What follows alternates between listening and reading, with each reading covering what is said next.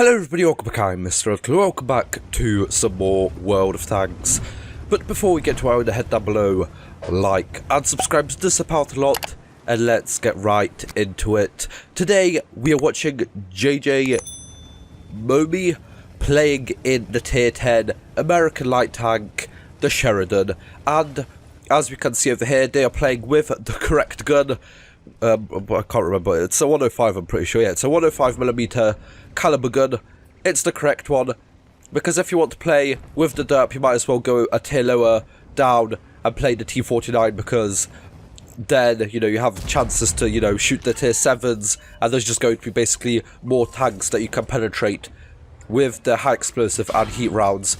And the Sheridan, you just lose so much when you do take that that derp gun. As you can see over here, we are going to see right away JJ showing us the perfect thing about this tank, which you wouldn't be able to do with the derp.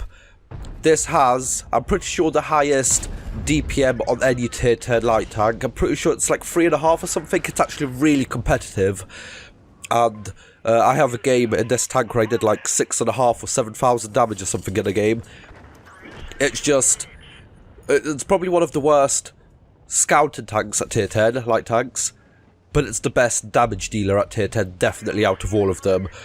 You know, you got your EBRs for your active spotting, you got your T100 LTs, Manticores for your passive spotting, you've got, I don't know, your AMX 3105s for your kind of burst damage, you've got your other light tanks which are basically useless, and then you've got the Sheridan with the 105 for just flat out damage, you know, non-stop from start to finish. It's something like a 6-second reload or something. I don't have the stats up right now, but it's a really good gun. And if you do know what you are doing with the tank and go into the correct positions, you can do a lot, which I found out probably 2 years ago, and I had the game that I just mentioned recently. I'm pretty sure it's on the channel as well. If you go back and look, it's just a really fun tank. Nothing wrong with it. It's absolutely ginormous. It's a boat. It has probably one of the worst tier 10 light tank camos in the game, but as I said, I'm pretty sure the best DPM. It definitely does feel like it. It's good, and as we see, JJ Momi has already showcased that, taken out the K91. You know, you wouldn't really be saying that kind of stuff in any other tank, because let's say you're in an EBR, the way I've got it set up, that's probably like a 9 or 10 second reload. So if the K91 has a good crew with repairs, that they're just going to repair their tracks quicker than before you can reload. But with this, if someone doesn't have a really skilled crew, or even if it's slightly skilled, then you are most likely going to be able to keep them tracked, which is a rarity now in World of Tanks. It's definitely not like it used to be, where towards the end of the game you shoot off the tracks of someone once or twice if they still have their repair kit, and then you go to town. Now, there's just certain tanks that can do that. So, JJ overlooking the kind of middle of this map over here, up to close to, what is that, 3,500 combined, putting a shot towards the Chieftain over there. Definitely needs to help out that western part of the map, as they only have a Mouse, a Leopard 1 and an EBR, well, with a Gorilla and I guess the Lion, JJ Money's platoon mate over there, and I guess some support of the Leopard 1 and the E4 in base, but not really going to do too much from that far back. But, you know, this is what you just have to do. You're in the right place, you're spotting out the centre of the map so no light tanks can go in, get your allies spotted, and then, as we might see in a second, if tanks do push the eastern side of the map, you can fall back to the ridge and then shoot them as well, as the E5 is doing over there. I'm not really sure if JJ is going to notice. Well, there you go, he's just noticed. Clicked on the map, so to kind of notify his teammates Not really sure if he's gonna come. You should really take a look over there, spot, because he might actually have the side of the E5 over there, and you know, before the E5 realise, he might put a shot or two into him before he does anything, especially with the Object 268 version 4 going towards him now. This is the perfect opportunity for JJ Momi to turn around and maybe put some shots into the E4 when he does reverse, like he is doing right now. Perfect stuff. Maybe not perfect, as he gets shot by the Progetto 65, quickly falling back in order not to take the follow-up shot, which would kill him. So he is basically a one-shot for every single tank on the enemy team, and this is just a perfect spot for a Sheridan. You've killed the E5, helped the Object 268 version 4. Now you are keeping the Object 268 tracked, helping your 268 version 4 to take him out, and the damage just piles up so quickly in this tank. Already up to 4,000 damage, 2,500 assistance, and they have basically won the eastern side of the map.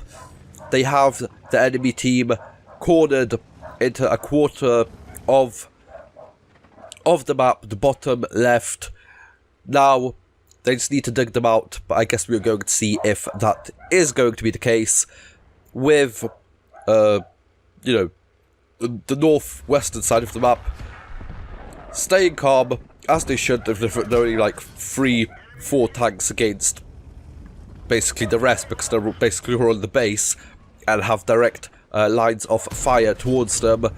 Sadly, that shot against Leopard 1 misses. It goes low as it wasn't fully aimed, but still JJ staying in this central position, overlooking the map, seeing if they can get some shots in towards any base campers on the enemy team, as we see the Unis 1516 and the Chieftain come right down south, trying to push the eastern side of the map, or at least try and slow down the FE405 and the E4 on JJ's team, with the Progetto getting spotted, but sadly no shots against him.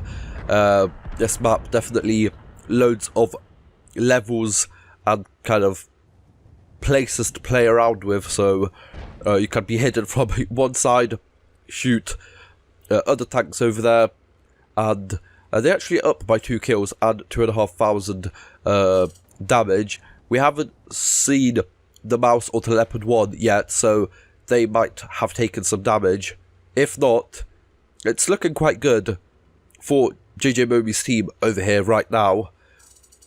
No kills yet for him or his teammate, but just keeping calm, checking if there's any shots to basically take over here. The EBR getting spotted over there, so is the 103B, puts in a shot into him. The 103B gets out of the siege mode, tries to pull back.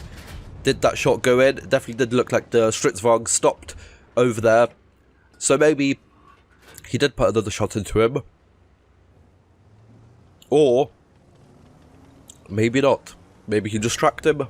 I guess we are going to see later if the Stritzwagen appears, and we see him appear basically. Now, JJ Momi's definitely put the right thing, that North needs to push.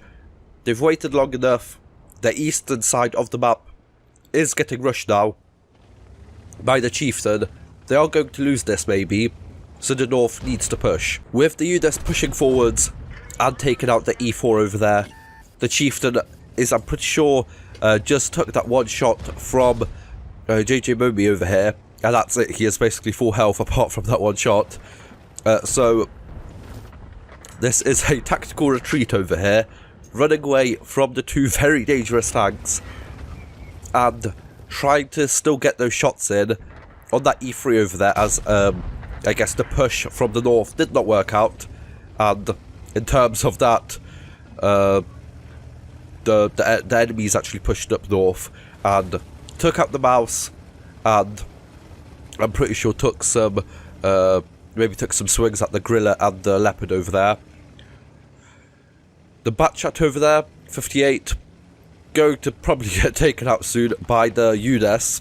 Actually, JJ Moby, I don't think got spotted by that UDES over there, which is quite impressive to be honest, because, as I said, the camo is definitely not good on this tank. With the UDES taking out the artillery, so JJ Moby once again just falling back from position to position, still trying to get the shots in, whilst he is still remaining safe and at a distance from his enemy. Now, looking at this Progetto over here, seems to be out in the open, and this game went from looking like a fairly easy win to JJ Moby's team being a tank down and 1,500 damage down. So, what is JJ Moby going to do now? I guess they want to see if that Progetto is going to go up and get spotted, but the Chieftain comes out, so that is definitely the most important target at the moment. Sadly, the shell misses, as most light tank shells do when you're firing that far. The Leopard gets spotted, actually spots, I'm pretty sure, JJ Moby. No, yeah, yes, he did. Okay, there we go. I definitely thought he did as he looked right towards him. So now, with the UDES pushing the base, there's only JJ Moby, the Object 261, the Gorilla 15 and 2 Leopard 1s against better tanks, let's just say, on the enemy team. I mean, the Chieftain alone could possibly win this engagement if he is a decent player. JJ Moby trying to see if the Leopard 1 that he put a shot into earlier is going to come around here, as that shot put him down to a one-shot, with the Leopard 1 on JJ Moby's team taking out the UDES in base so they can reclaim their base, which is, I guess, at least something positive for this game right now. With the 261 actually pushing out, spotting the Leopard 1, now the Leopard 1 is stuck between having to either shoot the Object 261 or destroy JJ Moby. The 261 knew that he had enough health to take a shot from the Leopard 1, so does, which means that the Leopard 1 shoots him, and JJ Moby can take out the Leopard 1. Now with only 2 minutes left, and a 5 versus 4, is there still a chance of victory in this game, as things have shifted really quickly within the last 30 seconds or so, where they had actually one tank up, and they actually basically have more hit points than the enemy team, well, at least they had for a while before Leopard 1 got taken out by the Stritzvog 103B. So now it's just a matter of time between a victory or a defeat. But what is it going to be, as the Object 261 puts in a shot towards the Chieftain? The Gorilla 15 actually puts a really good shot in to kill the Chieftain. So now with 1 minute left, it's a 4 versus 3 and basically equal in hit points. But even if JJ Moby takes out both the Progetto 65 and the Stritzvog 103B, does he even have enough time to go back to the enemy base to find and kill the T-92 HMC? And with only 30 seconds left, that isn't looking like a possibility. And I think JJ Moby does realise this, looks towards where the enemy artillery could be, but at this point you just have to hope that the enemy artillery is either going to disconnect or just appear somewhere close by, because right now you definitely don't have enough time to take out 2 tanks and still find the enemy artillery. And 5, 4, 3, 2, 1, that's a draw in this game of World of Tanks, with the battle time expiring and, well, it basically finishing as a draw. Let's see how well JJ Moby did in this game of World of Tanks. So as we can see, an ace tanker, a high caliber Confederate and a tank sniper medal for JJ Moby in the Sheridan.